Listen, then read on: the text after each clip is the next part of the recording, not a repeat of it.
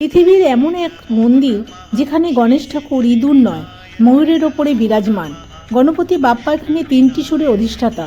ভগবান গণেশ ঠাকুরকে কেন এই তিনটি সুরে প্রকট হতে হয়েছিল? এই কাহিনী ত্রেতাযুগে সিন্ধু নামে এক রাক্ষস সূর্যদেবের কঠোর তপস্যা করছিলেন, আর তার তপস্যায় সূর্যদেব প্রসন্ন হয়ে তার সামনে প্রকট হলেন। আর তখন সিন্ধু সূর্যদেবের কাছে অমর হবার বর চাইলেন, কিন্তু সূর্যদেব বলেন, সৃষ্টির বিরুদ্ধে গিয়ে আমি তোমাকে অমর হবার বর দিতে পারি না।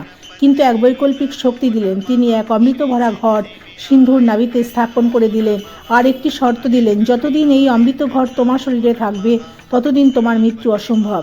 মৃত্যুর ভয় দূর হতেই সিন্ধুর আসল মূর্তি ধারণ করলেন, আর এক এক করে আকাশ পাতাল পৃথিবী তিন লোকের অধিষ্ঠাতা হয়ে উঠলেন। দেবতাদের হারিয়ে তাদের বন্দী করে রাখলেন। সিন্ধুর এই অত্যাচার যখন চরম আকার ধারণ করে, তখন দেবতাদের আহ্বানে গণেশ ঠাকুর ময়ূরেশ্বর রূপ ধারণ করেন, আর রাক্ষস সিন্ধুকে শাস্তি দেবার জন্য গণপতি তিন সুর ধারণ করলেন, যাতে তিনও লোককে তিনি রক্ষা করতে পারেন। এরপর শুরু হলো মায়াবী রাক্ষসের সাথে গণপতির প্রচণ্ড যুদ্ধ। এই যুদ্ধ ছিল ভয়ঙ্কর। সিন্ধুকে কাটাও যাচ্ছিল না, পোড়ানোও যাচ্ছিল না। তখন গণেশ সিন্ধুর কমজোরি পেটকে স্মরণ করলেন, আর তার কুঠার দিয়ে সিন্ধুর পেট কেটে অমৃত ঘট ভেঙে দিলেন। আর অমৃত বেরিয়ে যেতেই অহংকারী রাক্ষস নিহত হলেন।